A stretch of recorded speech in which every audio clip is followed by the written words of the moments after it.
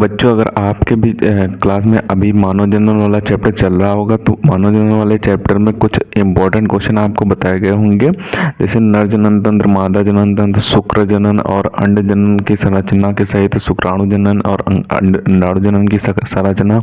इसके साथ साथ एक अपरा का टॉपिक आपके यानी कि क्वेश्चन आपके चैप्टर इस मानव जनन वाले चैप्टर में बताया गया होगा कि ये टॉपिक भी मोस्ट इम्पोर्टेंट टॉपिक के अंतर्गत आता है, यानी कि अपरा और अपरा के विकास और अपरा के जो कार्य होते हैं, ये टॉपिक भी मोस्ट इम्पोर्टेंट होता है, जो आपके एग्जाम में सीधे ही 5 नंबर में पूछ दिया जाता है। ये तीनों क्वेश्चन एक ही में आते हैं कि अपरा और अपरा का विकास और अपरा के कार्य लिखे, सचित्र वर्णन कीजिए। तो ये क्वेश्चन आपके एग्जाम में 5 नंबर में पूछा जाता है।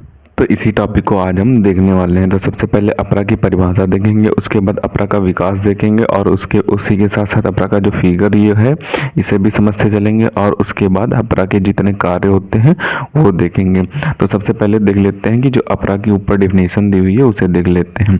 अपरा की डिफिनेशन में दिया हुआ है कि ऐसी संरचना जिसके द्वारा भ्रूण किसे बोलते हैं? भ्रूण जो होता है, जो माता फीटस में पाया जाता है, जो बच्चा होता है उसे भ्रूण बोलते हैं। जो मादा के गर्भ में पाया जाता है उसे भ्रूण बोलते हैं। भ्रूण एवं मादा के रुधिर में से पदार्थों का आदान प्रदान होता है, उसे अपरा या प्लासेंटा कहते हैं। यानी कि जो अपरा की इंग्लिश होती है प्लासेंटा, उसको भी आप याद रखना, क्योंकि वो भी आपके एग्जाम में कभी प्लासेंटा करके भी आ जाता है। तो डिफिनेशन में क्या दिया हुआ है कि ऐसी संरचना जिसके द्वारा भ्रूण एवं मादा के रुधिर में से पदार्थों का आदान प्रदान होता है, अपरा कहलाता है। यानी कि कहने का तात्पर्य इसमें यह है कि मादा शरीर से भ्रूण को पोषक पदार्थों की पूर्ति खून के माध्यम से, रक्त के माध्यम से, यानी कि रुधिर के माध्यम से होती है पोषक पदार्थों की पूर्ति। तो उसी के बीच में जो कॉर्ड यानी कि जो नली जुड़ी होती है, बच्चे से मादा के शरीर में से जो नली जुड़ी होती है उसे अपरा बोलते हैं, प्लासेंटा बोलते हैं। आप कौन सी, ये फिगर में ये नली जुड़ी हुई है तो यही नली आपकी प्लासेंटा या फिर अपरा कहलाएगी।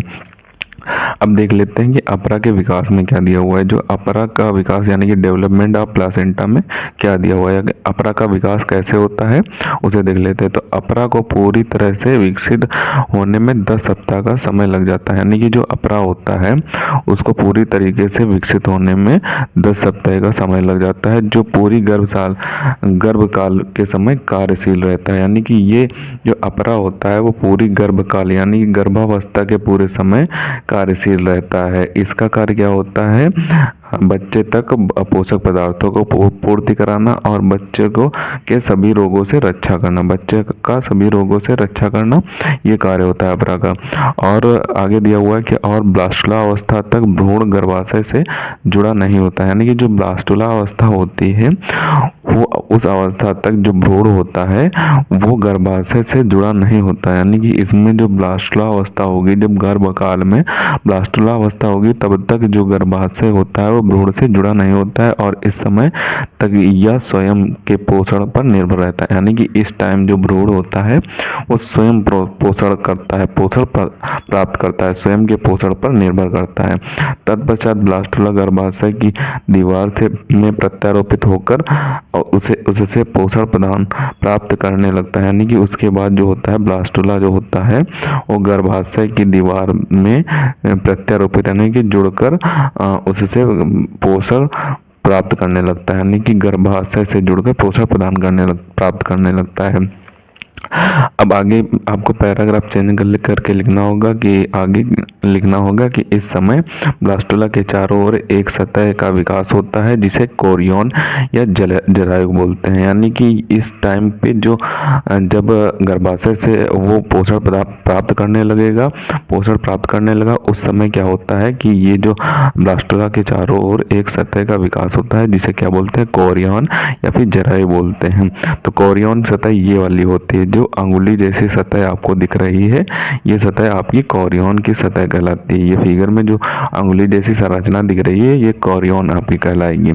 और ये जो कोरियन भी बोलते हैं इसे जरायु भी बोलते हैं। जरायु की भीतरी सतह पर भी एक झिल्ली बन जाती है। यानी कि ये जो जरायु होती है इसकी भीतरी सतह पर भी एक झिल्ली बन जाती है जिसे क्या बोलते हैं? एमनियन बोलते हैं। यानी कि ये जो अंगुली जैसी संरचना है इसकी भीतरी सतह पर ये झिल्ली बनी हुई है, इसे एमनियन बोलते हैं। इसी झिल्ली को हम एमनियन बोलते हैं। अब आगे क्या दिया हुआ है? आगे आपको पैराग्राफ फिर से चेंज करना है और क्या लिखना होगा कि कोरियन में अंगुली जैसी असंख्य जरायु अंकुर पाए जाते हैं। वो जो अंगुली जैसी संरचना थी उसे क्या बोलेंगे, ये अंगुली जैसी जो इसमें संरचना पाई जाती है इसे क्या बोलेंगे, जरायु अंकुर बोलेंगे। इन्हीं अंकुरों के द्वारा भ्रूण के कोरियन का संबंध गर्भाशय की दीवार से होता है। यानी कि जो अंकुर होते हैं, ये जो अंकुर होते हैं, इन्हीं अंकुरों के द्वारा जो भ्रूण का कोरियन होता है, यानी कि इस भ्रूण का जो कोरियन होता है उसका संबंध गर्भाशय से होता है। यानी कि गर्भाशय से भ्रूण के कोरियन से संबंध बनाने के लिए ये जो अंकुर होते हैं, ये महत्वपूर्ण होते हैं। इन्हीं के द्वारा क्या होता है, भ्रूण जो होता है उसका कोरियन से संबंध गर्भाशय की दीवार से होता है। यानी कि जो भ्रूण के कोरियन का संबंध गर्भाशय की दीवार से किसके द्वारा होता है, अंकुरों के द्वारा होता है। ये जो कोरियनिक अंकुर पाए जाते हैं इन्हीं के द्वारा होता है। अब आगे क्या दिया हुआ उसे देख लेते हैं। अब आगे आपको फिर से एक पैराग्राफ चेंज कर लेना और लिखना होगा कि गर्भाशय तथा भ्रूण के अंकुर परस्पर जुड़कर भ्रूण को गर्भाशय की दीवार से जोड़ते हैं। यानी कि जो गर्भाशय होता है और जो भ्रूण के अंकुर होते हैं, यानी कि जो भ्रूण के अंकुर होते हैं और गर्भाशय के होता है, ये परस्पर जुड़कर भ्रूण को गर्भाशय की दीवार से जोड़ते हैं। यानी कि ये आपस में जुड़कर जो भ्रूण होता है, बच्चा होता है, उसको गर्भाशय की दीवार से जोड़ने का काम करते हैं और इसी जोड़ को अपरा बोलते हैं। और यही जो जोड़ होता है, यानी कि ये जो जोड़ है जो बच्चे को गर्भाशय से जोड़ने का कार्य कर रहा है, उसी को बोलते हैं अपरा। इसी को अपरा बोलते हैं, इसी को यहाँ पे अपरा बोलते हैं। और अब हम देखेंगे कि अपरा के क्या क्या कार्य होते हैं। जो अपरा जो होता है उसके कार्य क्या होते हैं, क्योंकि ये अपरा के कार्य भी आपके एग्जाम में पूछ दिए जाते हैं। इसी क्वेश्चन में 5 नंबर के क्वेश्चन में अपरा के कार्य पूछ दिए जाते हैं। तो अपरा के कार्य देख लेते हैं। तो पहले कार्य में आपको लिखना होगा कि भ्रूण को मादा के रुधिर से पोषण प्रदान करता है। यानी कि जो बच्चा होता है उसको माता के रुधिर से पोषण प्रदान करने का कार्य करता है। दूसरे कार्य में आपको लिखना होगा अपरा के द्वारा ये भ्रूण को ऑक्सीजन मिलती है। यानी कि जब जो भ्रूण होता है वो गर्भाशय में होता है, तो गर्भाशय में उसको ऑक्सीजन की जो आवश्यकता होती है वो अपरा ही पूरी करता है। अपरा ही उस ऑक्सीजन को बच्चे तक ले जाता है।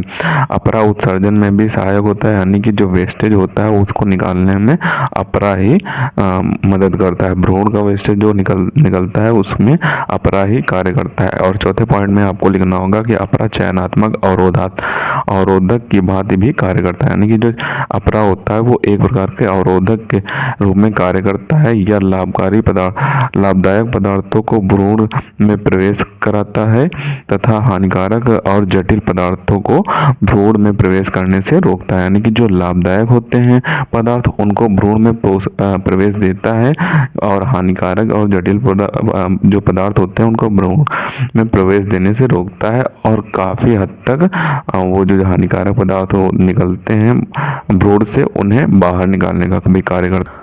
और 5वें पॉइंट में आपको लिख देना होगा कि चेचक, खसरा, डिप्थीरिया आदि की एंटीबायोटीज को माँ के भ्रूण में पहुंचाता है। यानी कि जो चेचक होता है, खसरा होता है और डिप्थीरिया होता है, आदि की जो एंटीबॉडीज लगती हैं उनको माँ के भ्रूण में पहुंचाता है। यानी कि भ्रूण तक पहुंचाने का कार्य करता है, जिससे इन रोगों से बचने के लिए भ्रूण की प्रतिरक्षा बनी रहे। यानी कि जिनसे क्या होता है कि इन रोगों से बचने में जो भ्रूण की प्रतिरक्षा तंत्र होता है वो बन सके, इन रोगों से लड़ने के लिए भ्रूण के प्रतिरक्षा तंत्र मजबूत हो सके। तो ये इसका 5वां कार्य हो जाएगा। तो अब हम आपको एक एक करके इनके सभी के स्क्रीनशॉट दिए देते हैं। आपने अपरा भी देख लिया, अपरा का विकास भी देख लिया और अपरा के कार्य भी देख लिया और फिगर भी देख लिया। तो एक एक करके सभी के स्क्रीनशॉट दिए देते हैं, आप इनके स्क्रीनशॉट कर लें। इनको आपको अच्छे तरीके से तैयार कर लेना है। मोस्ट इंपॉर्टेंट क्वेश्चन है, आपके एग्जाम में सीधे ही 5 नंबर में पूछ दिया जाता है। इस चैप्टर का मोस्ट इंपॉर्टेंट क्वेश्चन है ये। तो सबसे पहले आप इतने पार्ट का स्क्रीनशॉट करें। अब बचे हुए पार्ट का आप स्क्रीनशॉट कर लें यहाँ पे, और जो नीचे अगले पैराग्राफ दिए हुए हैं उनका भी स्क्रीनशॉट करें, और जो एक लाइन बच गई है उसका भी आप स्क्रीनशॉट कर लें। और यहाँ पे जो ये फिगर दिया हुआ है अपरा का, इसका भी आप स्क्रीनशॉट कर लें। इसे आप कलर करना चाहें तो पेंसिल कलर से आप कलर कर सकते हैं, और ना करना चाहें तो इसी तरीके से बना दें तो आपको भी पूरे नंबर मिल जाएंगे। उसके साइड में आउटलाइन कर दें तो आपको पूरे नंबर मिल जाएंगे।